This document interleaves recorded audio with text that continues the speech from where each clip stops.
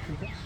सबसे पहले आप ये बुद्ध की जगह पे आए, तो मैं आपको बुद्ध के बारे में कुछ विशेष बातें हैं जो बता देता हूँ। जैसे कि बुद्ध का जो सबसे मेन चीज़ है, जो जो उनके साथ कॉमन चीज़ें रही हैं, वो है एक पूर्णिमा और दूसरा जंगल।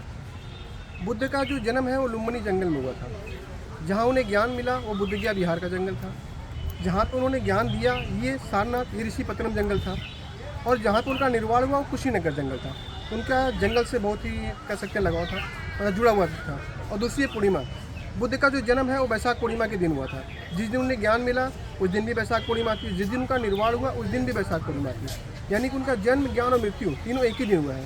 इसीलिए उसे बुद्ध पूर्णिमा घोषित किया गया और हमारी गवर्नमेंट ने उसको नेशनल हॉलीडे घोषित किया गया है। बिल्कुल। दूसरा महत्वपूर्ण दिन है कार्तिक पूर्णिमा। बुद्ध ने जिस दिन आके यहाँ पे पहला उपदेश दिया वो कार्तिक पूर्णिमा का दिन था, जो नवंबर मास में आता है।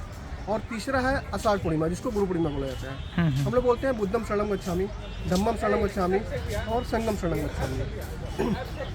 बुद्ध ने जिस दिन यहाँ पे पहला संघ बनाया था, समूह, उस दिन आषाढ़ पूर्णिमा का दिन था। हमारे यहाँ घाट है मणिकंका घाट, वहाँ में एक फैमिली थी, यशकुल फैमिली, उसने आषाढ़ पूर्णिमा के दिन आके यहाँ पे संघ में शामिल हो गया, बुद्ध के विचारों को अपना लिया। तो बुद्ध ने कहा संगम शरणम गच्छामि, और उसी संघ को उन्होंने 4 भागों में डिवाइड करके चारों दिशाओं में अपने विचारों के प्रचार के लिए भेजा। तो इस तरह से बौद्ध धर्म वाले जो हैं ये बुद्ध पूर्णिमा, कार्तिक पूर्णिमा और आषाढ़ पूर्णिमा तीनों को बहुत बड़े फेस्टिवल के रूप में सेलिब्रेट करते हैं। क्योंकि एक दिन भगवान बुद्ध का सब कुछ हुआ है और एक दिन उनका धर्म स्टार्ट हुआ है और दूसरे दिन संघ स्टार्ट हुआ है। तो सही ये बात, हमारी यही बातें थी। और ये जो अशोक स्तंभ है जैसा हम लोग सामने देख रहे हैं, तो इसकी क्या विशेषता है थोड़ा? सबसे पहले तो ये देखिए अशोक स्तंभ है। बिल्कुल। इसको अशोका ने आज से 2300 साल पहले हमारे यहाँ सारनाथ में बनवाया था। और हमारी गवर्नमेंट ने नेशनल एम्बलम के तौर पे इसको यहाँ से 1950 में लिया है। मतलब हमारे यहाँ सारनाथ से ही लिया गया हमारे देश के राष्ट्रीय प्रतीक चिन्ह के रूप में। बट अशोका जो है बुद्ध का फॉलोअर्स था, उसने इसको पूरा का पूरा भगवान बुद्ध को समर्पित करके बनवाया था। इसका हर एक पार्ट ऑफ व्यू भगवान बुद्ध से संबंधित है। सबसे अपर साइड में आप देख रहे हैं 4 लाइन। जब अशोका का टाइम था तो चारों दिशाओं में उसी का राज्य था और चारों दिशाओं में बौद्ध धर्म का ही प्रचार था। ये उसी को दर्शाते हुए दहाड़ते 4 शेर है कि सब तरफ हमारा राज्य हमारी धर्म है। सेंटर में 4 एनिमल है, बुल है, एलिफेंट है, लायन है एंड हॉर्स है। ये अलग अलग चीज़ों की सिम्बॉलिक है। पहला है बुल, बुद्धा की जो राशि तो वृषभ बुल, मैं आपको स्पेशली इस बोलूँगा कि थोड़ा सा इस तरफ आ जाएंगे हम लोग।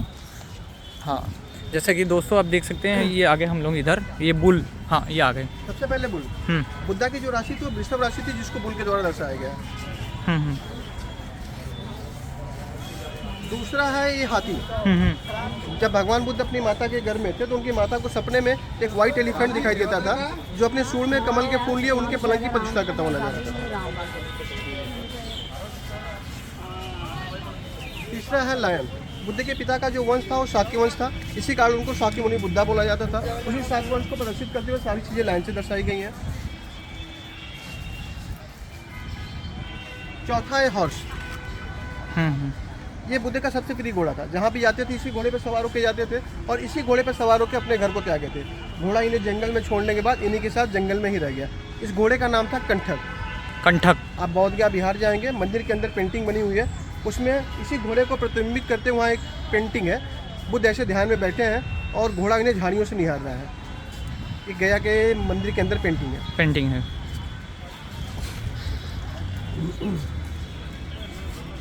ये सबसे नीचे वाला पार्ट है जो उल्टा लोटस है।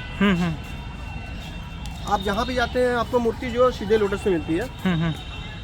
जैसा कि वो सीधे मंदिर मूर्ति देख रहे हैं, हाँ, सीधे कमल। बिल्कुल बिल्कुल, ठीक है। जैसे दोस्तों दिखाता हूँ मैं आपको जूम करके, वो देखिए वो लोटस दिख रहा है, वो स्ट्रेट मतलब सीधे लोटस पे है ये मूर्ति, और ये उल्टे लोटस पे है। ठीक है, तो सीधा लोटस इनके जन्म का प्रतीक है और उल्टा लोटस इनके महापरिनिर्वाण का प्रतीक है। ओके। कहते हैं कि जब ये अपनी माता के घर में थे तो इनकी माता अपने ससुराल से अपने माँ के घर देवोदय जा रही थी।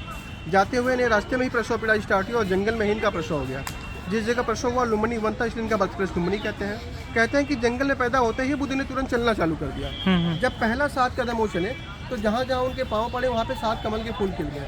यही रीजन है कि आप जहाँ भी जाते हैं आपको मूर्ति कमल पे मिलती है। आप कभी बौद्ध गया बिहार जाना हुआ तो बिहार के मंदिर की प्रतिष्ठा करेंगे तो प्रतिष्ठा पथ में आपको 7 सिम्बॉलिक कमल के फूल बनाए मिलेंगे। जब उनका कुशीनगर में निर्वाण हुआ तो सरोवर में जितने भी कमल खिले थे सब उल्टे हो गए। उसी की याद के तौर पर अशोका ने इसको उल्टे कमल से बनवाया है।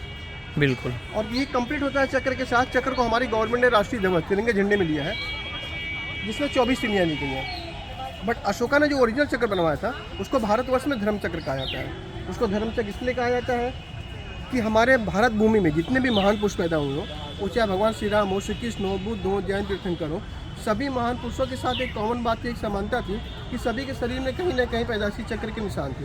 ये हमारे सभी महान पुरुषों की जन्म निशानी बर्थ मार्क है, इसीलिए इसको धर्म चक्र कहा जाता है। और अशोका ने जो ओरिजिनल चक्र बनवाया था उसमें 32 स्ट्रोक यानी कि 32 चिन्हियाँ थी जो हमारे महान पुरुषों के 32 लक्षणों को रिप्रेजेंट करती थी। बुद्ध के पैर के दोनों तलवे और पैर के सभी फिंगर्स में चक्र के निशान पैदाइशी थे। बिल्कुल, तो सर ये हो गया इसके बारे में कंप्लीट, पूरा कंप्लीट डिस्क्रिप्शन हो गया। दोस्तों मैं ये बोलूँगा कि भैया को बहुत डीप नॉलेज है, बहुत ऑसम नॉलेज है, और मैं चाहूँगा कि आप इनके वीडियोस को देखें, लाइक करें, सब्सक्राइब करें। और मैं कहीं ना कहीं भैया से मिलकर बहुत मतलब अपने आप में फील कर रहा हूँ कि प्राउड फील कर रहा हूँ कि मैं एक ऐसे इंसान से मिला कि जो डीपली नॉलेज है, जिनको कि सारी चीज़ों को एकदम PhD करके रखा है इन्होंने। तो धन्यवाद। इस वीडियो में हम लोग इतना ही बोलना चाहेंगे। ठीक, धन्यवाद।